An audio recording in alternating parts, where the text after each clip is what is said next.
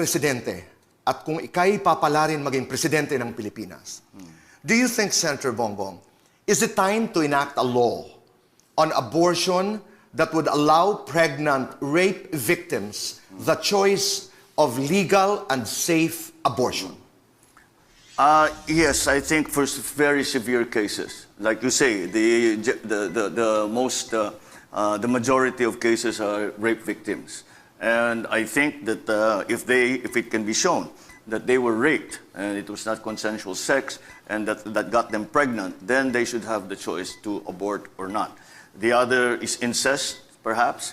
If the mother, who is usually quite young, is not capable of has mental deficiencies, or is just not capable, emotionally or mentally capable to take care of a child, to have a child. Maybe those are the cases where we can say that abortion might be justified. But still, for me, the bottom line is, when it comes to the subject of abortion, it is a woman's decision, because it is her body. Meron din mga unusual cases ng nare-rape, pero they keep the child and they raise them as their own.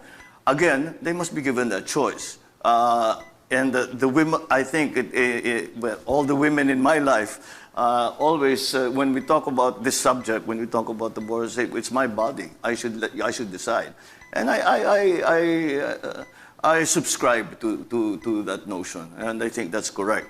But so that we do not go and get stuck in the moral issues of playing God, etc., or when life begins, all of those debates that have been happening around the world coming to abortion. To avoid all of that, we can make it very distinct and say rape victims, victims of incest.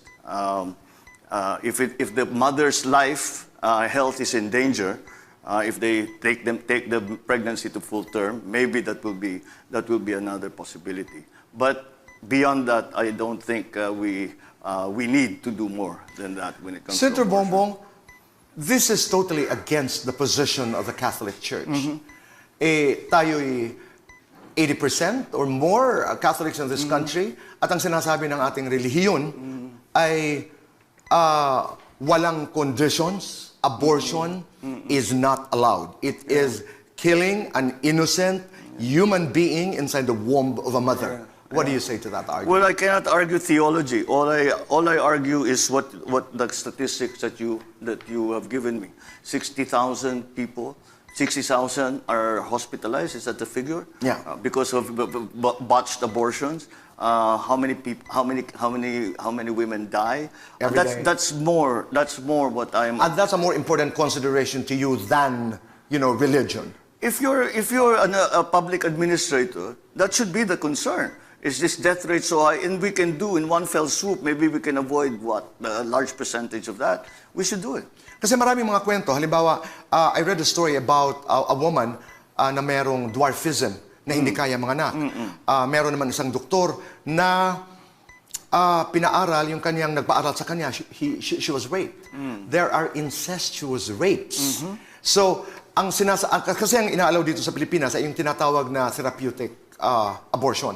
Na halimbawa, ang mga doktor ay nariyan at if you are choosing between the life of the mother to save the mother, you are allowed to do it. Yun ang aking pagkakaunawa. That's right. So, in cases, in severe cases, katulad doon sa mga minention ko, you are okay with abortion. Almost certainly, because we want to save the lives of people. We want to save the lives of women.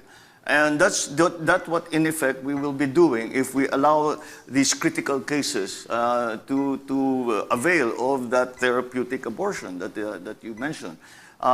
Again, as a public administrator and as a public servant, what you are looking to is to avoid all of these tragedies. Every single one of these statistics that you have read is a tragedy in itself. It affects the woman involved, it affects the entire family, generally it affects the community, it affects them for the rest of their lives. Senator Bongbong, walang batas dito sa Pilipinas na naglalaman ng iyong mga sinasabi. As President, would you initiate a law